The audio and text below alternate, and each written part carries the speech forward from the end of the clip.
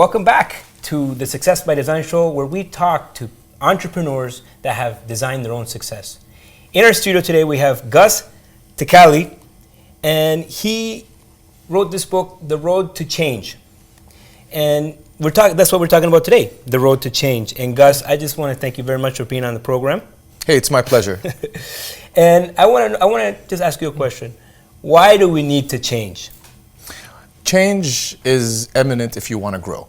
I always say if you stand still, you are losing, because if things are happening in this world and you don't change, you're going to be falling behind, right? The gap becomes much bigger. So change is the prelude to growth, and if we keep doing the same thing we always done, we're going to get the same results all the time. If we change even a small thing of how we do things or how we think, big changes can happen as a result. So you have a formula, it's called the 5 C's to change. Mm-hmm. And I think you wrote a book, 5 C's to Change, and then this is the road to change. But what are the 5 C's to change? Well, it's much more than just 5 things, I think. Right? But I'm giving you some basic principles. It's not rocket science or anything. It's just some applied knowledge in specific areas. The first C is really your character, understanding what you are, who you are as an individual. Because I always say, if you want to go somewhere, you need to know who you are first before you go. And focusing on your own character, because everybody's different, everybody's unique in their own way. And in character, I talk about 2 main fears that people have, the fear of rejection and the fear of failure. If you can overcome these 2 fears, understand how your belief system works, and take your self-limiting beliefs to empower you more, and focus on building your character. That's the first C. The second C is constructiveness. It's the opposite of destructiveness, mm-hmm. right? It's not just positive thinking, but positive action. How can we leverage where we are as individuals? The third C is commitment, because commitment triggers action. If you don't commit, you're not going to be able to move, right? So I always talk about, how do we commit? How do we really commit as we move forward? The 4th C is communication. I always say, I don't care how intelligent you are or what degrees you have. If you cannot communicate effectively, you're going to limit your success both personally and professionally. I agree with that. 100%. It's not just how smart you are, you got to communicate the messaging as you move forward. And the last C, which is my favorite C, is contribution. And there's 2 parts to contribution. It's how you contribute to yourself as an individual, so reading books, going to seminars, watching shows like this, and also how we give back to the world. The contribution part there is, how do we increase the development of our societies, of our communities? But the trick is, without expecting a thank you. Do something good for people without waiting for a thank you or for praise. And that's the last C, contribution. So what do you find that are some roadblocks that people, they read your book, and we someone's going to say 5 C's, I'm going to follow every single one of these C's, and nothing happens.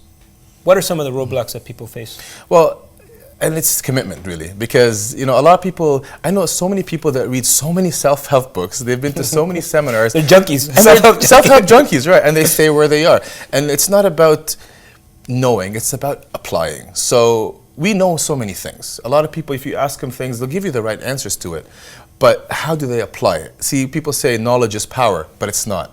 It's applying knowledge is power. Absolutely. If knowledge was power, librarians would be running this world, right? It's applying that knowledge. That's the true power. So how do we really apply it? So your book is called The Road to Change. Mm. Well, road meaning journey. Journey, exactly. What was your journey? Well, my journey started off maybe 5 years ago. I was a vice president of a very large software company called SAP. I was the youngest executive on the management team. I was responsible for 21 countries, and I thought things were happening. And then one day I took my management team to London, England, to watch Anthony Robbins, and I thought it would be a nice team building event, and we'll get going and share some ideas with my team. And then it was a 3-day event. It was a whole weekend in East London, and I came out of that event thinking, wow, there has to be things that we need to change. And all he talked about he talked about many things, but what really hit me home is, are you doing something meaningful in your life? Are you happy where you are? I had the money, I had the motorcycle, the boat, the jet ski, beautiful house. I had so many material things, but I wasn't feeling fulfilled deep inside me.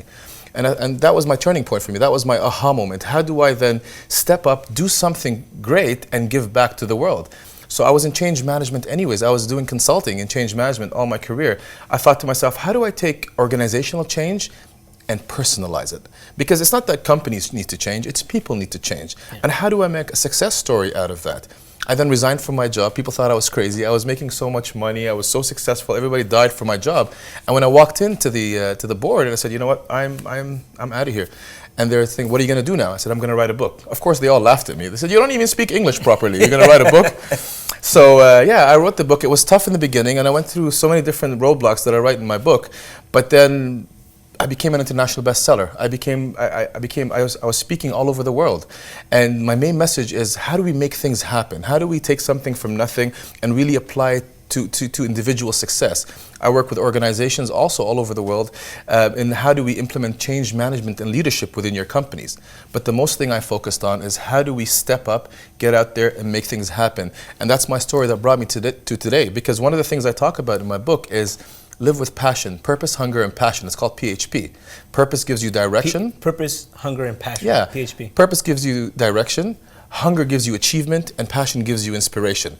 And I say, if you do something you love, success will follow, no matter what it is. If you love it, if you wake up every day excited of what you want to do, success will follow, which led me to the journey that I am today of owning the first ever professional basketball team in Ottawa. It's incredible. I love basketball, and if you love something and you're good at it, you combine it together, it becomes a successful formula. And that's really what the book is about. So what are some advice you could offer somebody right now watching, and they want to make that change, but you know, my job, that secure safety net, the kids, what are the neighbors going to say? What is the one thing that is going to get people to jump? Discomfort. Discomfort. Everybody lives in their comfort zone. A lot of people, 90% of people are either average or below average. Only 10% of people are great, are above average. These are the people these are the innovators. These are the people that get out and make things happen. And when you follow their stories, there is always, and I'm talking about self-made people, not the people who, you know, their fathers own big companies and then they own the company. No, I'm talking about self-made, successful people. There's always a place of discomfort. They're not satisfied somewhere. Same thing that happened with me is I wasn't feeling meaningful at work. I was working for a large software company. I don't want everybody out there to resign from their jobs. That's not the intention. But align yourself with something that you're going to be good at. And if there's one piece of advice that I want to give, it's aim high. It's raise your standards. You know, I was speaking the other day in California, and this kid came up to me and he said, Gus, and he was a second-year student at a university. And I said, what's your dream? He said, my dream is to work for Google. And I'm very straight up. I said, that's a terrible dream. Because Google is a great company, and I know if you go tomorrow and apply, you're going to get a job. I want you to stretch that. I want you to aim higher. He came back to me 2 minutes later and said, I want to be the first youngest director in Google within 5 years.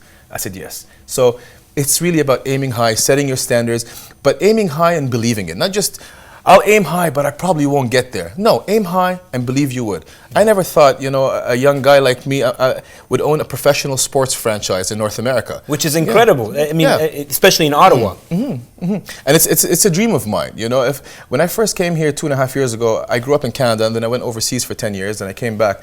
I never thought I'd own a professional level basketball team. You know, I thought, okay, I'm going to come, I'm going to try.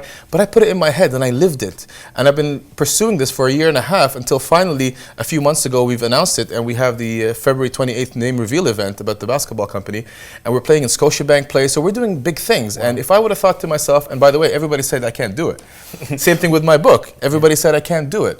And if you set your standards really high, you know, I say if you aim for the moon, you might hit the stars. Right? And that's good enough. That's good enough. But if you aim for the street light, you might stay on the street, right?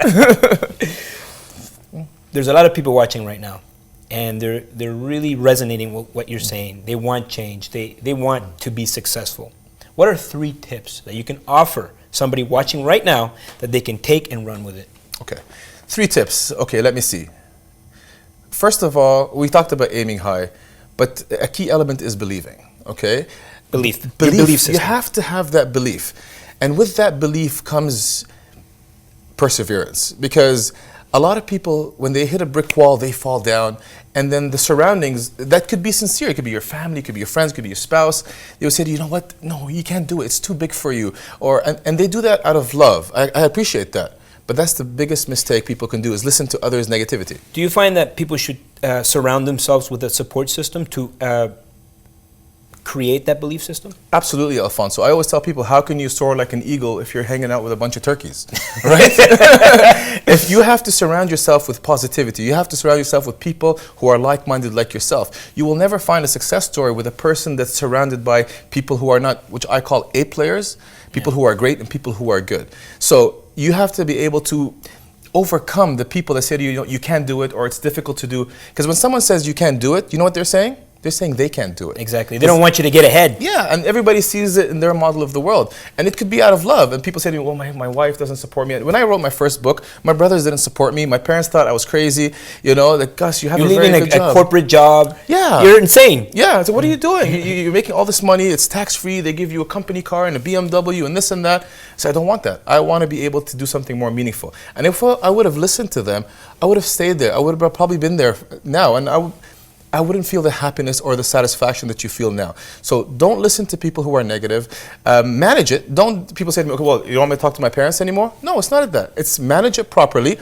Fuel it. Would you say you navigate around negative people? Do you navigate? Yeah, it's not, people are not negative. What they say is negative. So some people are positive, right? But in a specific area, especially when you aim high, people might say, Gus, you're gonna own a sports franchise? Are you kidding? Come on, you grew up in Gatineau here, you know? Yeah. You went to high school and you don't have the education or the money to be able to do it. But being successful is not having the money or the education, it's really being resourceful. It's how do I put all these things together and create something amazing for you to be able to excel at?